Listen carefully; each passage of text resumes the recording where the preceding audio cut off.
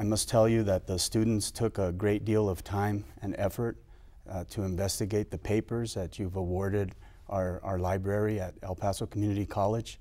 And one of the pressing issues that came up a lot was the state of healthcare in Texas and the border regions, and also locally in El Paso. And Ms. Kim Wilson looked at that particular area of the papers, and she would like to begin some questioning along those lines. That'd be great. Mm-hmm. First of all, what do you feel are the most important issues in education that affect Texas and El Paso in particular? Well, first let me congratulate the community college for taking those papers. That's a commitment, and I'd hold out the challenge to any elected officials who have served El Paso to make the same commitment to give their papers to area institutions. So often our history goes to Austin or California or San Antonio or Santa Fe or even Mexico City. And to keep our history here and know what we've done in the past and to do better is an important part of democracy. So I hope others will do the same thing as they look at their own collection of papers. When you look at education in America, I'm not just talking about El Paso, but in America, it is the way up. If you look at education in the 1700s, when Thomas Jefferson was founding the University of Virginia and saying we're going to have a public education in a university, that was unheard of. Before, it was only the princes and princesses that could get a little higher education, have the ability to learn things like economics or architecture or law. America has been transformed by education. It's really why we're here. The creation of the American middle class, the investing of human capital with ideas and knowledge is why we're different. It's why we're different than China today. And so having a great public education system is the essence of being a great state. And when you look at Texas and you benchmark it against other states, you benchmark it against the other nations in the world with whom we compete, we're the 9th largest economy now. So if we were a country, we'd be the 9th country in the world. And you say, well, in math, how do we do? Or in science, how do we do? Or in reading, understanding, and more importantly, writing, how do we do? Texas is 48th on average in SAT scores. Texas leads the nation in the number of adults who have less than a high school degree. In other words, we have the least educated population in the country. In time, that will affect our economics. And so we must do better at educating throughout the system. I call it HS25. And people say, what are you talking about now? Really, a quality public education starts in Head Start. The very earliest formative years of cognitive development on reading, understanding what those words mean in English, in Spanish, and then moving through the platform of math in the 6th grade. When I was with my colleagues in the Senate and they said, well, look at this algebra in the 9th grade, that's the big problem. I said, the issues didn't start in algebra in the 9th grade. They started with academic vocabulary in the 1st and 2nd grades. And if our students are having issues of academic vocabulary, then we're not going to have the same education platform to compete by the 6th grade or the 9th grade or the all-important SAT that people take in the 11th and 12th grades. And so there are a range of issues that are important, but having public officials dedicated to public education and willing to make the investment to make it work is the issue. Because too many are dedicated to tearing down public education, vilifying it, and not making it better. In sum, that's the problem. And our politics should be about having the best education system in America, not taking it apart and shipping parts of it to different elements of either charter schools or privatization or whatever. So that's not a one answer, it's an important answer. It's leadership.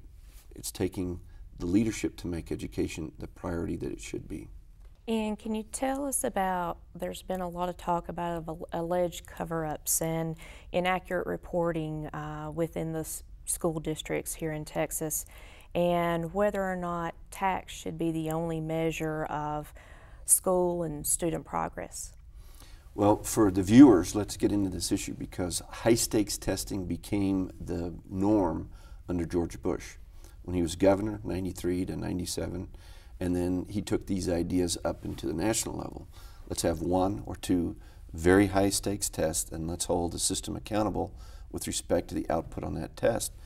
That test was designed as a floor. It was designed to test basic knowledge. It was not designed to test what is the academic acumen of this student after 13 years in the public education system.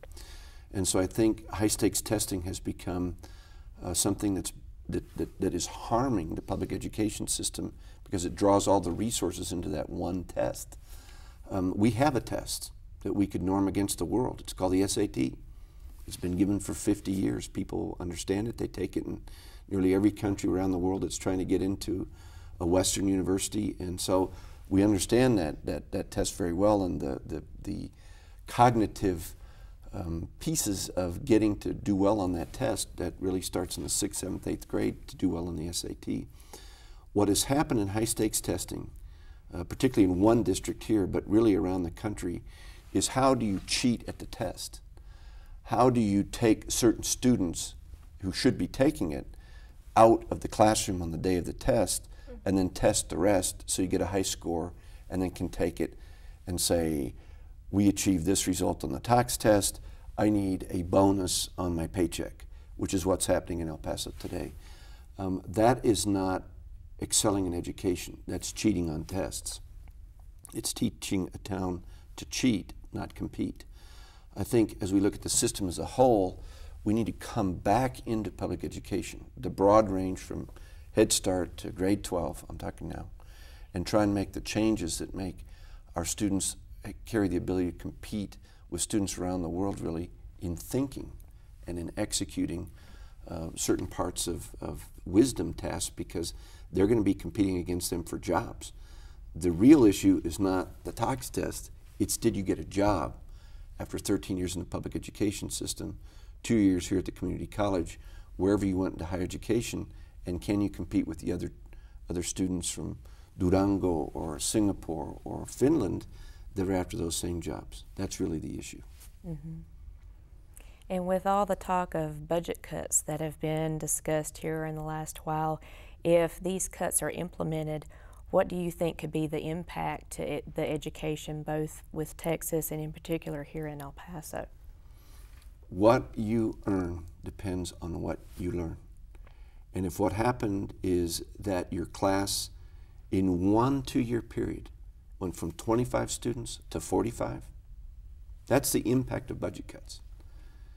Here in Austin, you're hearing this, oh, here come these budget cuts in El Paso. Well, that's Austin, that's a long way away. That's 580 miles away, and I'm not quite sure how this is going to impact me. Let me tell you how it's going to impact you. Your class size is going to go from 25 to 45.